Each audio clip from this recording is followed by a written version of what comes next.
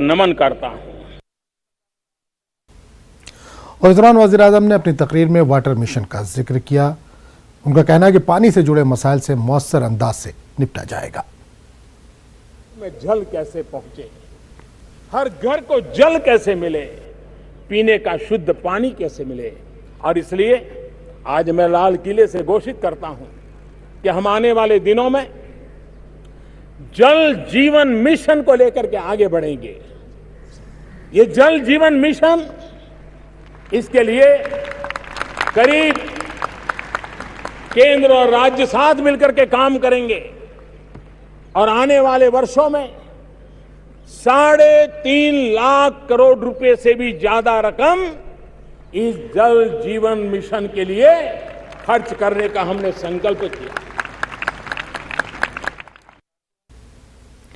और बढ़ती आबादी के ताल्लुक से वज़ीर-ए-आज़म नरेंद्र मोदी ने तशवीश का इजहार किया। उन्होंने कहा कि आबादी में गैर मामूली इजाफे से आने वाली नस्लों के लिए मसाइल पैदा होंगे। छोटे खानदान मुल्क की तरक्की में ताउन करते हैं। उन्होंने कहा कि छोटा खानदान रखना हुब्बुल वतनी की अलामत है। मैं चाहूंगा कि हम सभी समाज के लोग इनके जीवन को बारीकी से देखें तो उन्होंने अपने परिवार में जनसंख्या वृद्धि से अपने आप को बचा करके परिवार की कितनी सेवा की है। देखते ही देखते 1-2 पीढ़ी में ही परिवार कैसे आगे बढ़ चल गया है, बच्चों ने कैसे शिक्षा पाई है, वो परिवार बीमारी से कैसे मुक्त है, वो परिवार अपने प्राथमिक आवश्यकताओं कैसी बढ़िया ढंग से पूरा करता है। तो हम भी उनसे सीखें और हमारे घर में किसी भी शिशु को आने से पहले हम सोचें कि जो शिशु मेरे घर में आएगा, क्या उसकी आवश्यकताओं की पूर्ति के लिए मैंने अपने आप को तैयार कर लिया है? क्या मैं उसको समाज के भरोसे ही छोड़ दूंगा? मैं उसको उसके नसीब पे छोड़ दूंगा? कोई मां बाप ऐसा नहीं हो सकता है कि जो अपने बच्चों को इस प्रकार की जिंदगी जीने के लिए मजबूर होने वाले फिर भी बच्चों को जन्म देता रहता हो। और इसलिए एक सामाजिक जागरूकता की आवश्यकता है। जिन लोगों ने ये बहुत बड़ी भूमिका अदा की है, उनके सम्मान की आवश्यकता है और उन्हीं के प्रयासों के उदाहरण लेकर के समाज के बाकी वर्ग जो अभी भी इससे बाहर है, उनको जोड़ करके जनसंख्या विस्फोट, इसकी हमें चिंता करनी ही होगी। सरकारों ने भी भिन्न भिन्न योजनाओं के तहत आगे आना होगा, चाहे राज्य सरकार हो, केंद्र सरकार हो।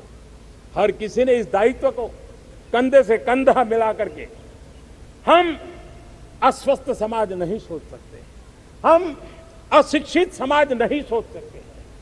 21वीं सदी का भारत चाहे सपनों को पूरा करने का सामर्थ्य व्यक्ति से शुरू होता है, परिवार से शुरू होता है। अगर आबादी शिक्षित नहीं है, तंदुरुस्त नहीं है, तो न वो घर भी सुखी होता है, न वो देश भी सुखी होता है। जन आबादी शिक्षित हो, सामर्थ्यवान हो, स्किल्ड हो और अपनी इच्छा आवश्यकताओं की पूर्ति करने के लिए उपयुक्त माहौल प्राप्त करने के लिए संसाधन उपलब्ध हो, तो मैं समझता हूं कि देश इन बातों को पूर्ण कर सकता है। और जश्न आज़ादी के मौके पर अपने खिताब में वज़ीर-ए-आज़म नरेंद्र मोदी ने कहा कि हिंदुस्तान दहशतगर्दी से मजबूती के साथ मुकाबला कर रहा है। इन्होंने पाकिस्तान का नाम लिए बगैर कहा कि दहशतगर्दों को पनाह देने और उसे माली ताउन करने वालों का असली चेहरा हिंदुस्तान दुनिया को दिखा रहा है। शांति और सुरक्षा विकास के अनिवार्य पहलू है। दुनिया आज असुरक्षा से घिरी हुई है। दुनिया के किसी न किसी भाग में, किसी न किसी रूप में मौत का साया मंडरा रहा है। विश्व शांति, विश्व समृद्धि के लिए भारत को अपनी भूमिका अदा करनी होगी।